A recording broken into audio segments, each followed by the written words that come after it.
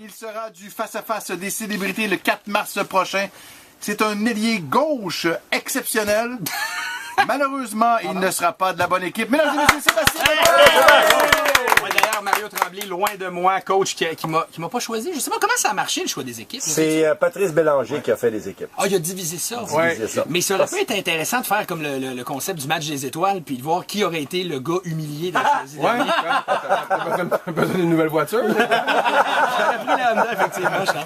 Mais non, effectivement, c'est Patrice Bélanger, donc prends-le bien, puisque Patrice est dans ton équipe. Oui. Donc, visiblement, il avait envie de jouer avec toi. Non, mais Patrice, là, c'est un gars qui triche pas.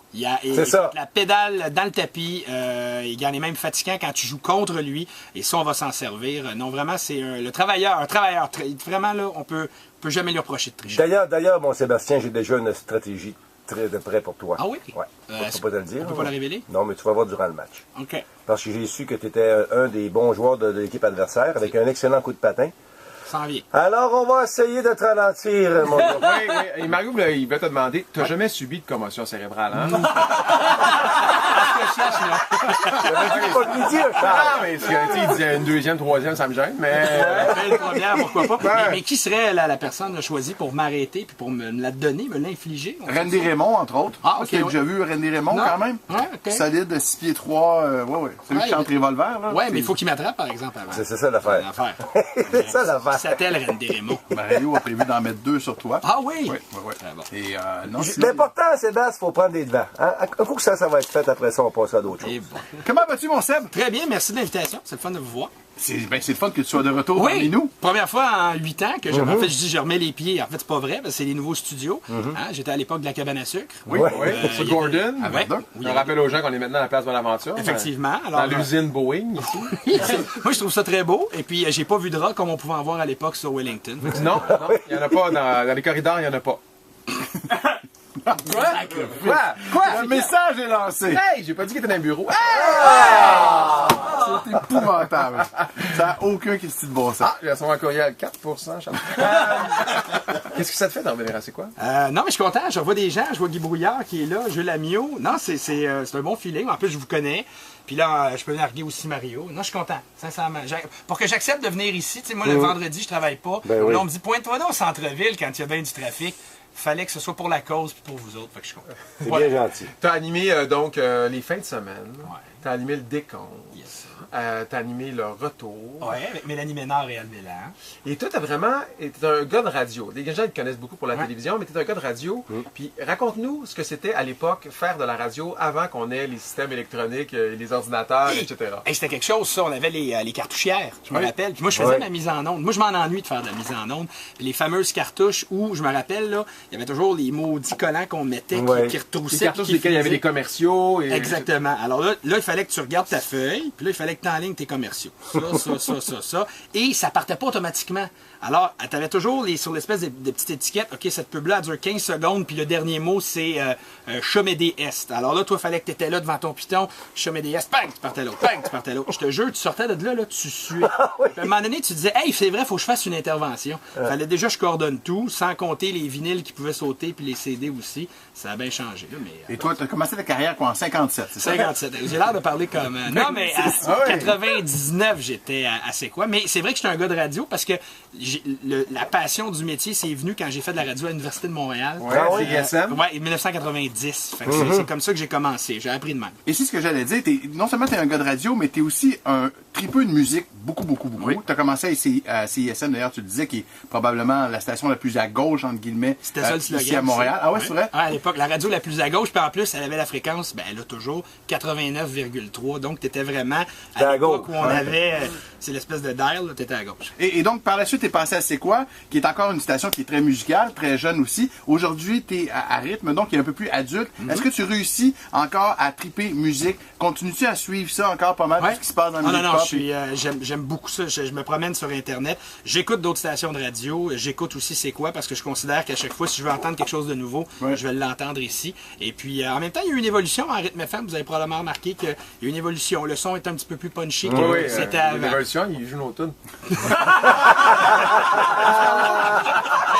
Merci, Benoît est avec nous.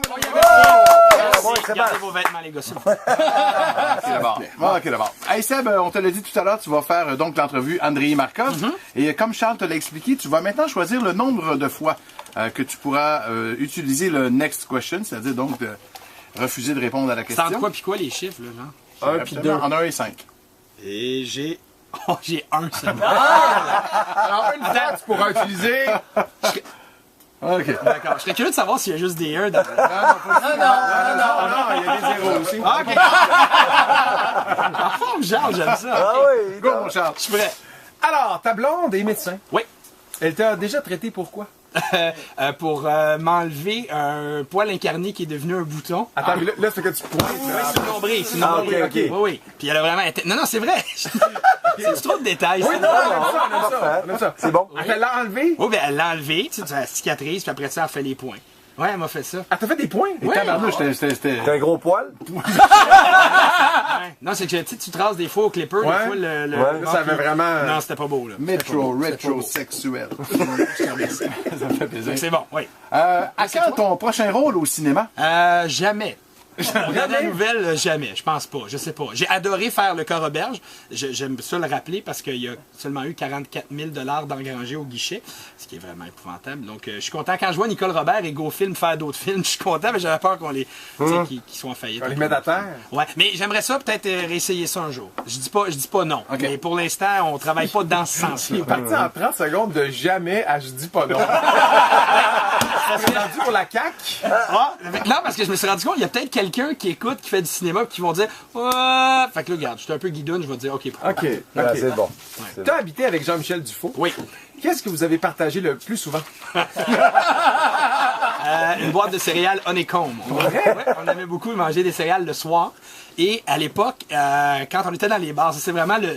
Tu sais, quand une soirée, ça levait pas trop d'un bar, on était Ouais. célibataire, on partait toujours à 1h45, 1h50, parce que c'était à l'époque où il n'y avait pas de la nouvelle sportive en information continue. Fait qu'on s'est dit, tant qu'à pas pogner, on va aller regarder les nouvelles à Sport 30.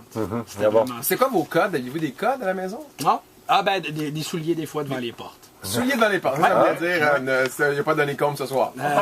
Ça se peut que Il n'y je a sois pas occupé de ailleurs. partage de bol d'honneycomb. Effectivement.